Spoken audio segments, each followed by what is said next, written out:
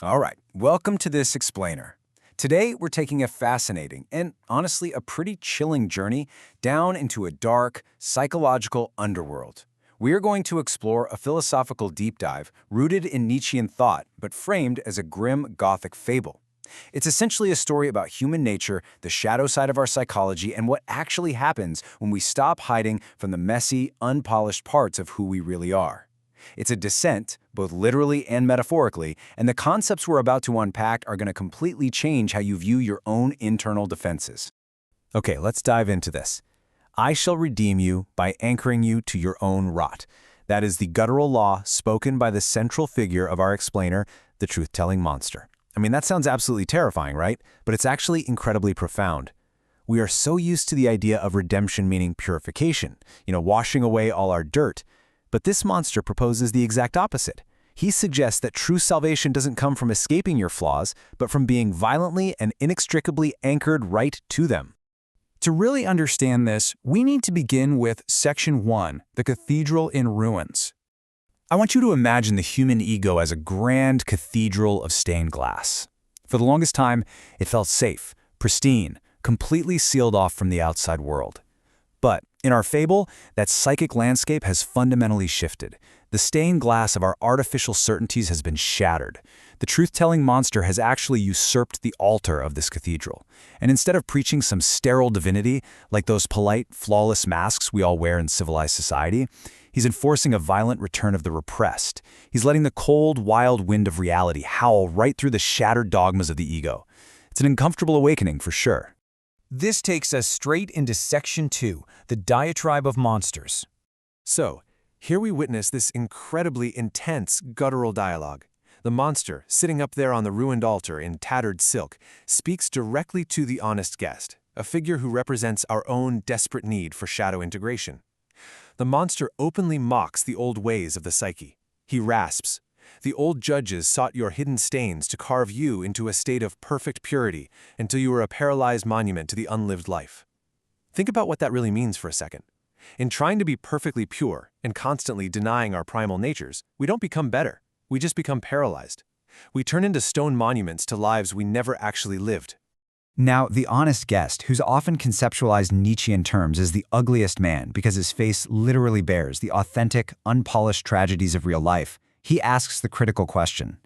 He looks up at the monster and says, "And what do you offer, beast? A new cage?" He naturally assumes that any psychological law is just going to be another trap. But the monster? He just smashes a vial of what the old judges called pink syrup, which was basically their symbol for this hazy, blissful numbness and false redemption. He roars his response. "I offer the Inquisition of Hunger. I am the monstrum, the omen you hid under the floorboards." He is claiming his reign right then and there. He isn't offering a cage at all. He is demanding a violent redemption through reality. To grasp how huge this shift is, we have to look at what's being replaced in Section 3, the pale versus the real. And this brilliantly illustrates the stark allegorical contrast we're dealing with. On one side, you have the old regime, the Pale Inquisitor.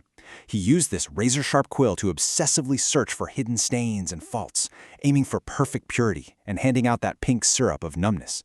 On the other side, we have our new judge, the Monster Inquisitor, and he wields a rusted hook. Instead of looking for sins, he listens for the growling of the belly. Instead of pink syrup, he brings the cold, bracing wind of reality. Let's pause for a quick philological deep dive here, because the wording is absolutely key. The old judges sought to loosen, or los, the soul from its own tragedy. Essentially, they wanted to artificially separate us from our primal foundations, using dogmatic law and sugar-coated numbness.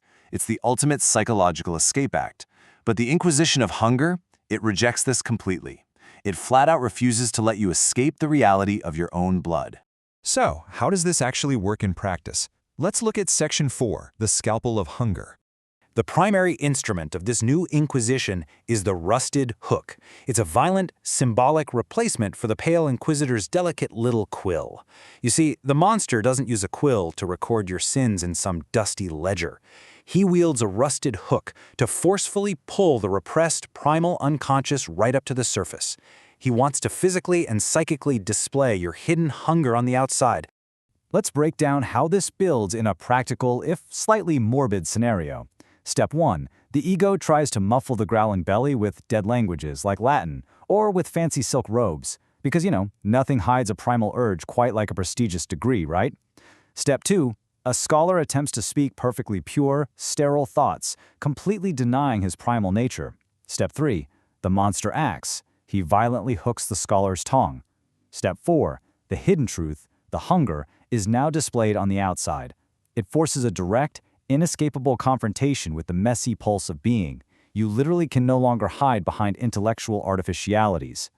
Which brings us to Section 5, integrating the shadow. Why is this brutal dismantling of our defenses actually critical for our growth? It all comes back to this concept called the Faustian fist.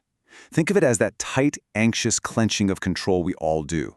It's the ego's ultimate defensive reflex. But holding on to that absolute control actually hollows us out.